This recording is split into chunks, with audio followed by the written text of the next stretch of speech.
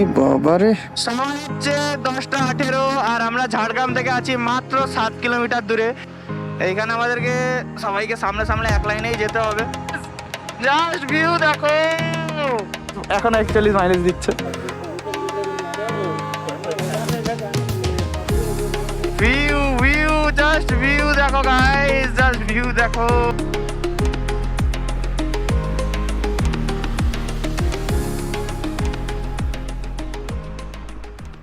Welcome to Purulia Ride 2026.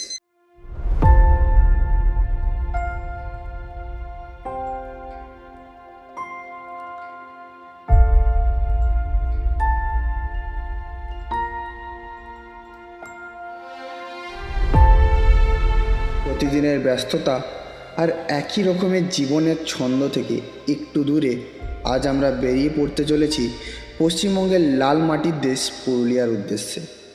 পাহাড়ে ঘেরা এই জেলা শুধু তার প্রাকৃতিক সৌন্দর্যের জন্য নয়, তার ঝর্ণা, জঙ্গল আর আঁকাবাঁকা রাস্তার জন্য ভ্রমণ পিপাসু আর রাইডারদের জন্য বিশেষ এক জায়গা। অযোধ্যা পাহাড়ের বুক চিরে চলে যাওয়া রাস্তা আর নতুন অভিজ্ঞতার খোঁজে শুরু হচ্ছে আমাদের এই যাত্রা। চলুন মোটক্স পালসের সঙ্গে শুরু করা যাক পুরুলিয়ার এক নতুন অধ্যায়।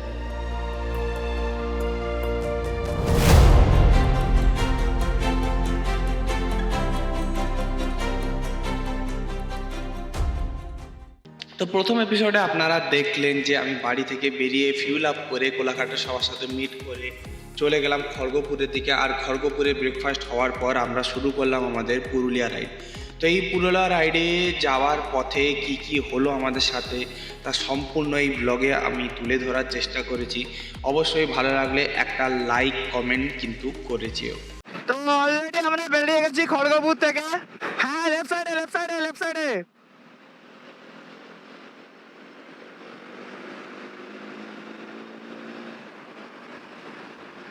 লেফট, তুমি যেদিকে গেলে রিটার্ন এসে আবার লেফট সাইডের রোডে চলে এসো।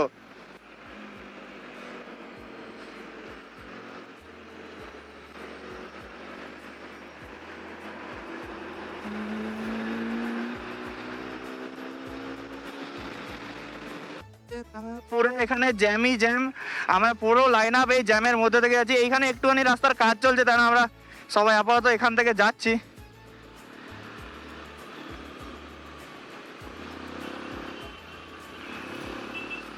এইখানে আমাদেরকে সবাইকে সামনে সামনে এক লাইনেই যেতে হবে। এক লাইনেই চলতে থাক, এক লাইনে চলতে থাক।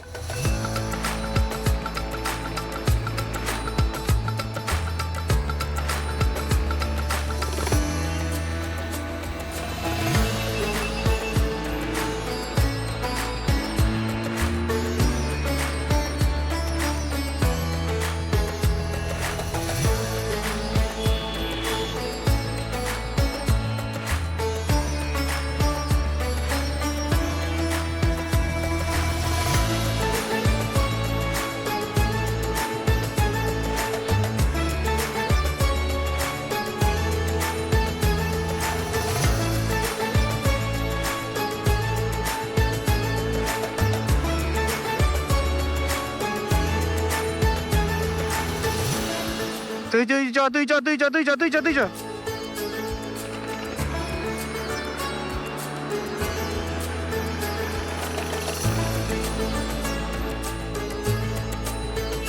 এইখানের পর যেখানে গিয়ে ফাঁক পাবি সেখানে স্লো ডাউন হবে, ঠিক আছে? এখন চলে যা, এখন এটা ক্রস কর।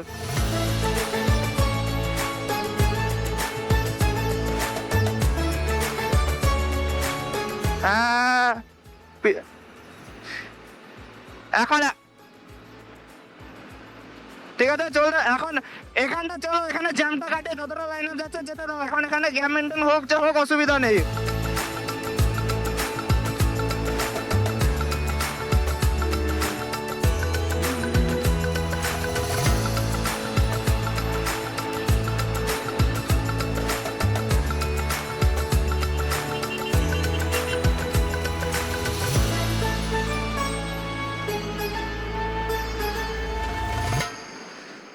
सोमो स्लो हो,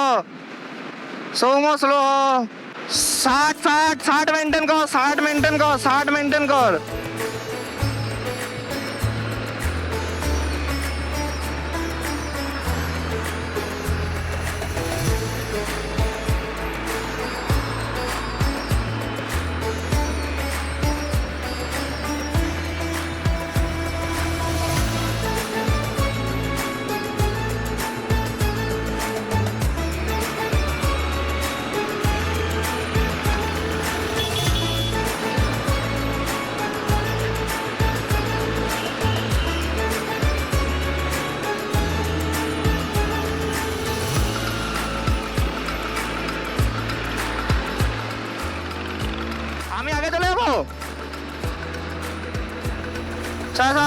তুমি পিছনে আসো, আমি আগে যাচ্ছি।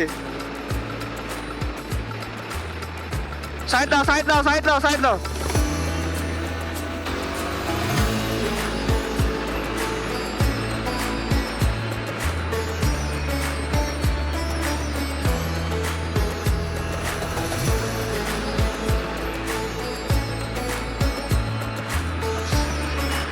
আসছি আসছি আসছি আসছি আসছি, আমি আসছি, চাপ নেই। গরু আছে, স্লো।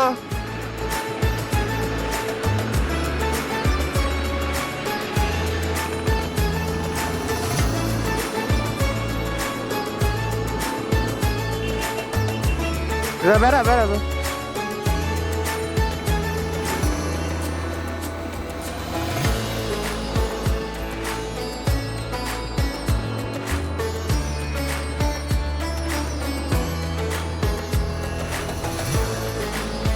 চল চল চল, তুই যা যা যা যা।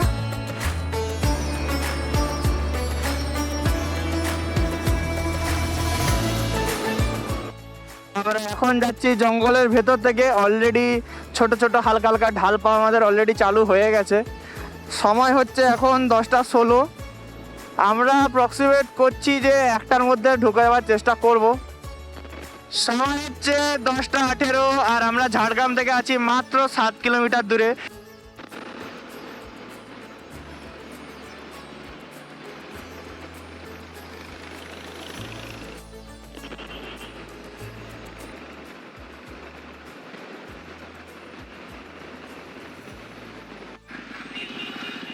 এখন বাজে 10:30।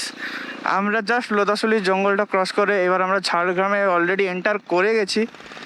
এবার এখান থেকে আমরা নেক্সট স্টপেজ বেলপাহাড়ি গিয়েই দাঁড়াবো। আমি আপাতত টেল করছি গ্রুপে, আর বাকি সবাই আগে আছে। দাঁড়ালেই এত গরম লাগছে সেটা ভাবনার বাইরে, কিন্তু যা হোক এখানে রাস্তায় এত গ্রিনারি থাকার জন্য অতটা কষ্ট হচ্ছে না। আপাতত রনির জন্য ওয়েট করতে হতে আমি একটু পিছনে পড়ে গেছি।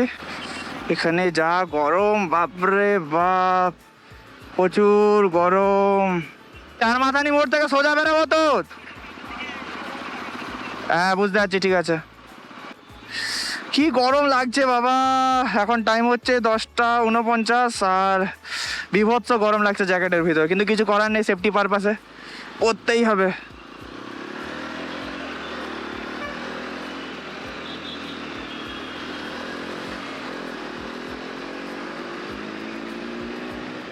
ফাঁকা রাস্তায় আমি একাই রাজা।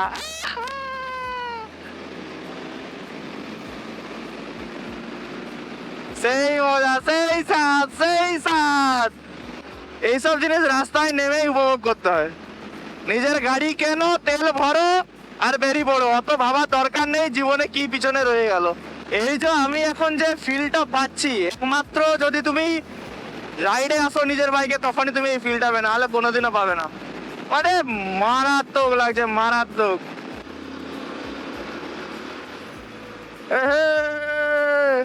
সঞ্জুদা দেখছো, সঞ্জুদা স্যাডেল করতে করতে যাচ্ছে।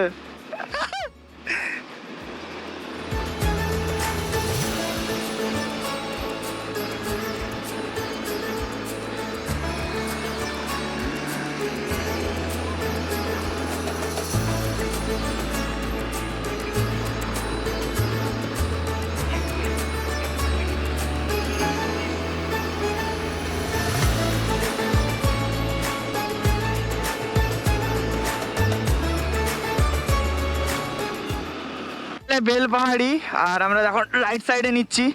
টাইম হচ্ছে এখন 11:43। আমরা রাইট সাইডে নিলাম এখান থেকে, আর পুরো লাইন আপ কিন্তু এখন পুরো একসাথেই আছে।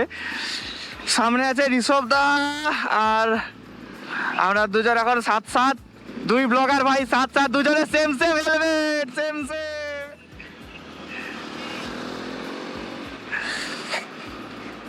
আজকের কিন্তু ওয়েদারটা সত্যিই খুব ভালো আছে, মানে না খুব রোদ না বৃষ্টি হচ্ছে, মানে প্রপার রাইডিং এর জন্য যে ওয়েদারটা আমি খুঁজছিলাম সেই ওয়েদারটা কিন্তু পেয়েছি। আর মানে রাইড করে যে ওয়েদারে লাগছে সেই ফিলিংটা শুধু যে আসবে সেই বুঝতে পারবে। হ্যাঁ একটু গরম আছে ঠিকই, বাট সেটা ম্যানেজেবল, এতটাও গরম না যেটা মানে অসুবিধা করবে, এরকম এতটা গরম নেই। এইখান থেকে আমি জানি আগের বারও এই রাস্তা দিয়ে আমি এসেছিলাম, আর লেফট সাইডে এক্ষুনি একটা ভিউ পড়বে, যেটা এক্ষুনি সবার মন খুলে দেবে, আর মারাত্মক একটা ভিউ পড়বে। এরপরে যে ভিউটা আসবে মারাত্মক লেভেলের। আমি একটু ভিউটা দেখানোর জন্য জাস্ট আগেছি।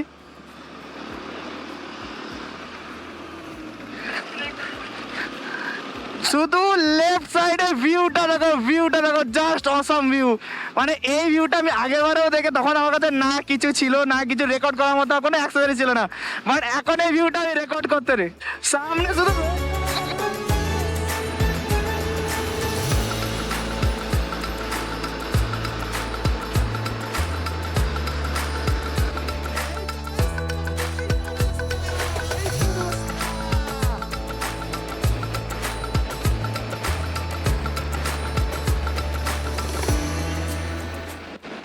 সেই লাগছে গাইস, সেই লাগছে। কোনো সামনে ছাগল আছে, স্লো ডাউন হবে। সামনে পুরো ছাগলের দল আছে, স্লো ডাউন সবাই হবে। ছাগলের দল আছে, স্লো ডাউন হবে, ছাগলের দল আছে। আমার হ্যান্ডেল ববল করছে, নাহলে আমি ছেড়ে দেবো, কোনো অসুবিধা নেই। আমার হ্যান্ডেল ববল করছে রাজগো, পিছনে ওয়েট পড়ে গেলেই হ্যান্ডেল ববল হচ্ছে। শহরের ব্যস্ততা পেরিয়ে এই ঢালু আঁকাবাঁকা জঙ্গলের মধ্যে থেকে যাওয়ার যে আনন্দটা, এটা একমাত্র একটা বাইকারই বলে বোঝাতে পারবে। আর ঠিক এই কারণে আজ থেকে 6 বছর আগে হয়তো আমার এক্সপালস কেনার স্বপ্নটা আমি দেখেছিলাম। আমরা এন্টার করলাম ঝাড়খণ্ডে। গোপ্রো এতটা রেকর্ড করতে পারবে না, বাট আমি কিন্তু এখান থেকে পাহাড় অলরেডি দেখা পেয়ে গেছি। মারাত্মক লেভেলের কার্ভগুলো আছে, চেকিং আছে গাইজ। Left left left.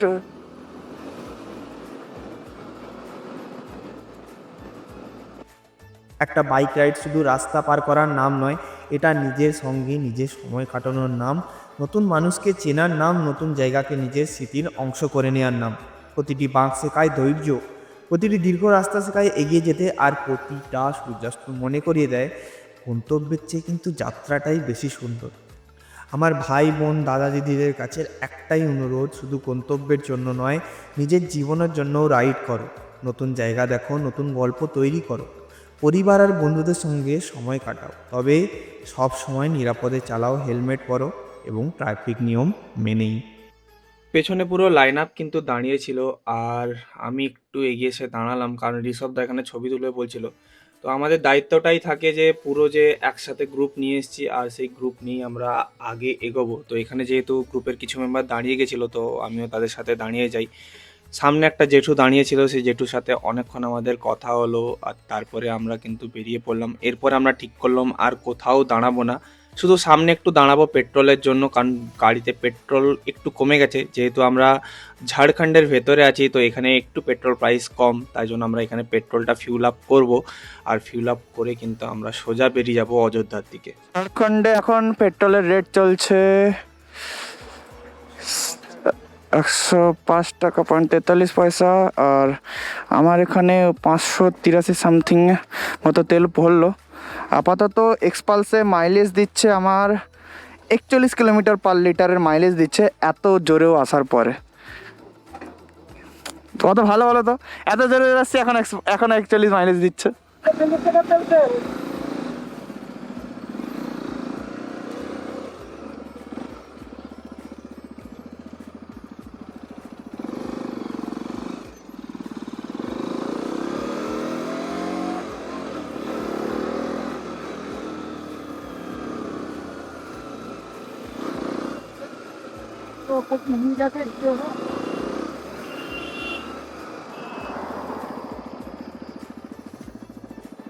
এখানে হাওয়া দেওয়ার জায়গা আছে না?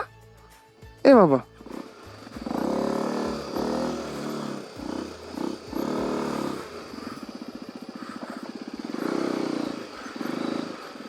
কেউ আছে?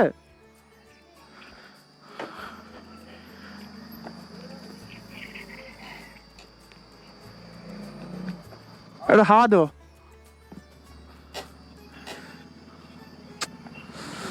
এ বাবা রে,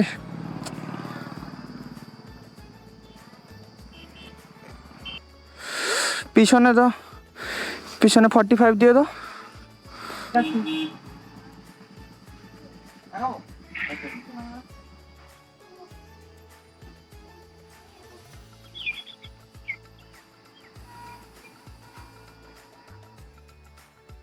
আর এখান থেকে মাত্র 42 কিলোমিটার পুরুলিয়া।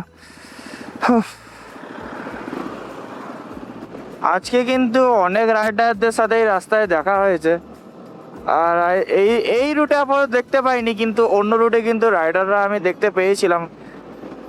দেখা যাক সামনে কোনো রাইডিং গ্রুপকে দেখতে পাই কিনা।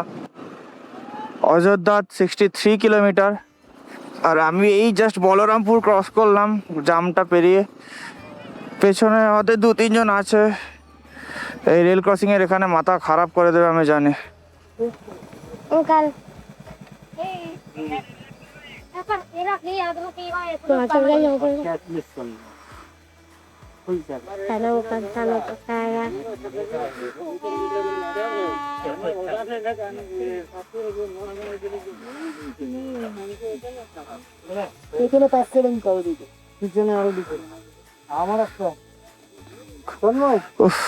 মাথা খারাপ, আমার হাত যাবে না, এই তার আছে, ঘুরতে পারবো নি।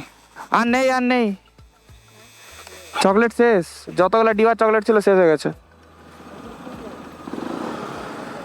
কচি সামনের চাকায় নালে উঠে যাবি, সরে লেগে যাবে, মাথা ঠুকে যাবে। এই যে এটা লেগে যাবে, সরে পালিয়ে। আমার ব্যাগে একটা জলের বোতলও নেই, ঠিক মুখে কি চাও? মুই বড় ভিখারি, মুখে ভিখা চাইছে। আর বিভৎস গরম লাগছে। ওই দেখা যাচ্ছে পাহাড়, ওই দেখা যাচ্ছে। হয়তো গোপ্রোতে দেখা যাচ্ছে কিনা আমি জানি না, কিন্তু এখান থেকে আমি দেখতে পাচ্ছি পাহাড় আছে। তো তখন থেকে ইঞ্জিনটা লড়ে যাচ্ছে। এদিকে গরমে ফেটেছে। ও কাকু তাড়াতাড়ি যাও না, গরম লাগছে। তোমার কি টায়ার পাংচার হয়েছে? হ্যাঁ, ঠেলতে হবে মনে হচ্ছে, লড়ে যাচ্ছে। কাকু এখান থেকে পাহাড় দেখতে পাচ্ছি।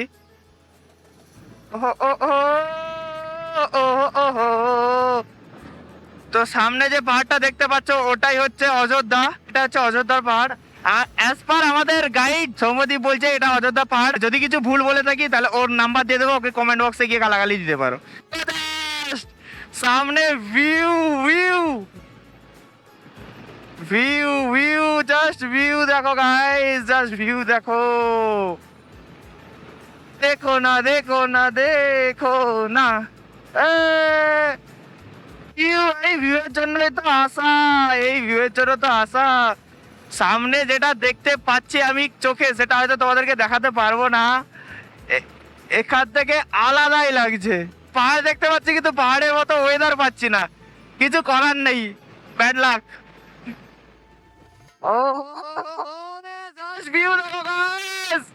জাস্ট ভিউ দেখো কাকিমা, ওটা হাতে না, ওটা মাথায় দিতে হয়। এখানে জঙ্গলের ভেতর থেকে যাচ্ছি, কিন্তু একদম বলতে গেলে পাহাড়ের পাদদেশ অঞ্চলে এসে গেছি। এখানে একদম সোজা পাহাড় দেখা যাচ্ছে। ইচ্ছাতে গাড়িকে এক্ষুনি অফ রোডে নামিয়ে দিই।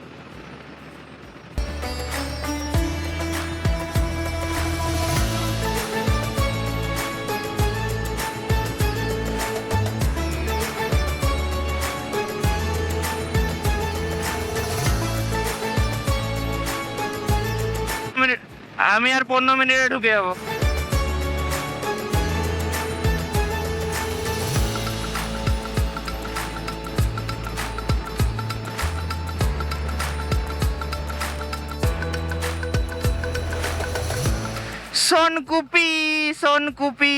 সোনকুপি।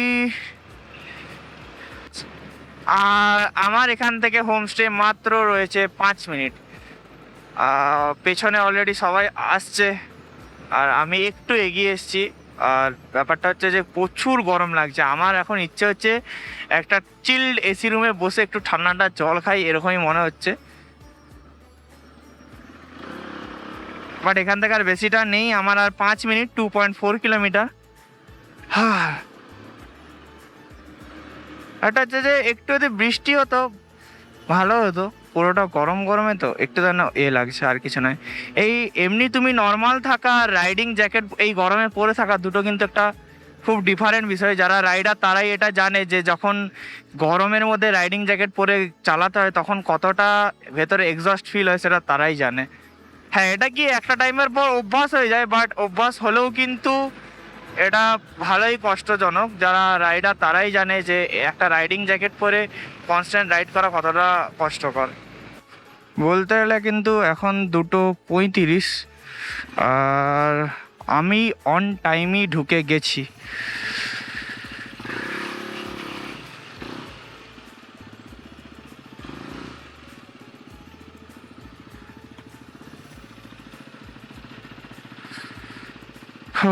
এটা হচ্ছে আমাদের হোটেল, হোটেল এভিনিউ।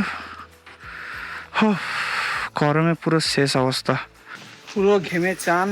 আর এখন আমরা এসেছি হোটেল এভিনিউয়ে পুরুলিয়াতে। এখানে আমাদের গাড়ি সবার পার্কিং চলছে। আমি গাড়িটা জাস্ট পার্ক করে লাগেজটাকে নামিয়ে গেলাম। যতগুলো গাড়ি ছিল সব কটাই এসে গেছে। এটা হচ্ছে আমাদের পুরো লাইন আপ। প্রচুর গরম লাগছে। আমি জাস্ট রুমে গিয়ে একটু ফ্রেশ হতে পারলে বাঁচি, ঠিক আছে। এটা হচ্ছে সরি হোটেল এভিনিউ, আমি ভুল বললাম, এটা হচ্ছে হিল এভিনিউ। তো চলো ফ্রেশ হয়ে বাকি তোমাদের সাথে কথা বলছি। বড় বাইক 350 যারা চালায় তাদের একটু ছোট ছোট লাগতে, আর আমার 350 ছোট ছোট লাগে। সুজাদা বলছে আমার বাইকটা ছোট ছোট লাগছে। বাইকটা ভালো ভালো বাইকটা, ভাইরা বলছে বাইকটা ভালো।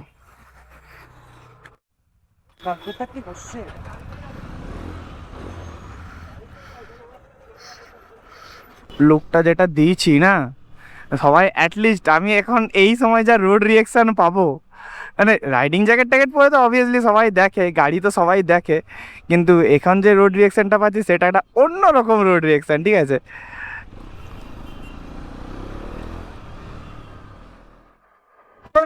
তখন এক্সপোজার আগে কোনো কথাই হবে না।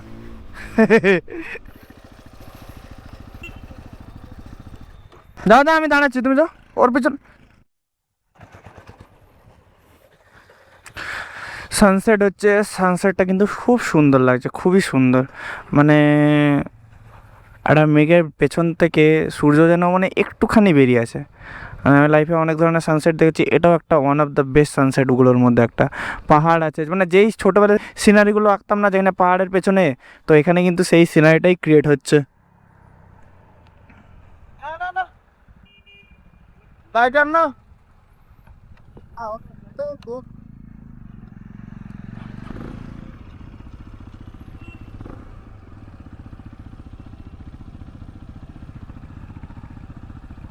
আর কেউ নেই তো?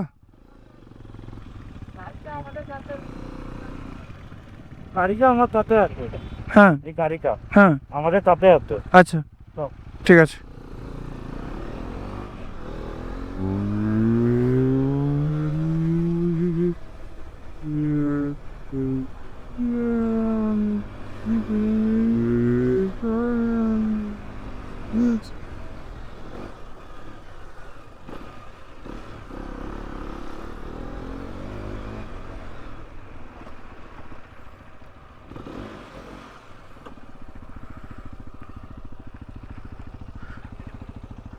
আগেই গাড়ি দাঁড় করে দিচ্ছি, মোট দুটো ছবি তুলে দে।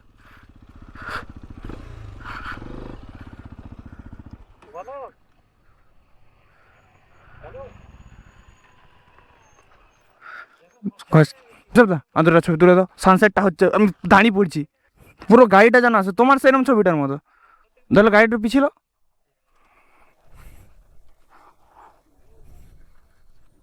এই লাইভ লোকেশনটা পাঠা না ওকে, বাঁ দিকে লাইভ লোকেশনটা পাঠিয়ে দিচ্ছি, দেখো। দেখি দেখি আগে দেখি তারপর তুলবো।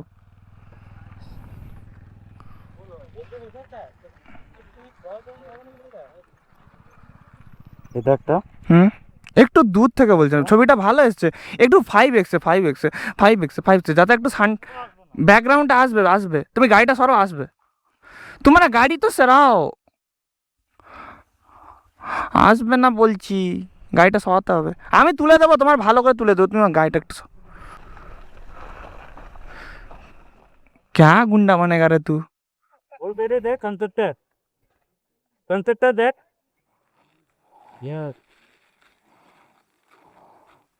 হলে বললো আমি একটা জাস্ট নেমে একটা তুলবো, হয়েছে।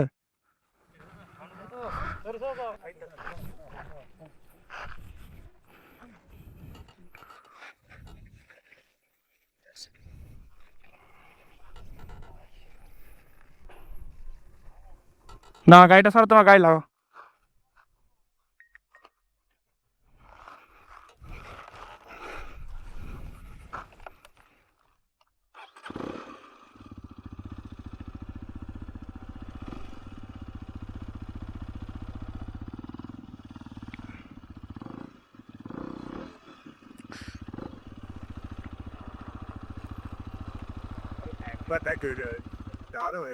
বিকালবেলা তমলুক রামসাগরে আড্ডা মারতাম, আজকে তুর্গা ড্যামের কাছে আড্ডা মারতে এসেছি পুরুলিয়াতে, ঠিক আছে। তো এটা হচ্ছে তুর্গা ড্যাম। এখানে সবাই একটু জাস্ট এসেছিলাম, এসে একটু জাস্ট চিল মারছি। মেঘ কিন্তু করেছে, বৃষ্টি কিন্তু হতে পারে, আর যদি রাতে বৃষ্টি হয় মজা চলে আসবে, ঠিক আছে। ওপর একটা রাম মন্দির আছে অ্যান্ড আমি একটা ছবি তুললাম, আশা করি ভালোই উঠেছে। আমার একটা ছবি তোলার জন্য একটা পিলিয়ন লাগবে যে আমার ছবি তুলে দেবে, ঠিক আছে। তোমরা যদি আমার পিলিয়ন হতে চাও কমেন্ট বক্সে কমেন্ট করো।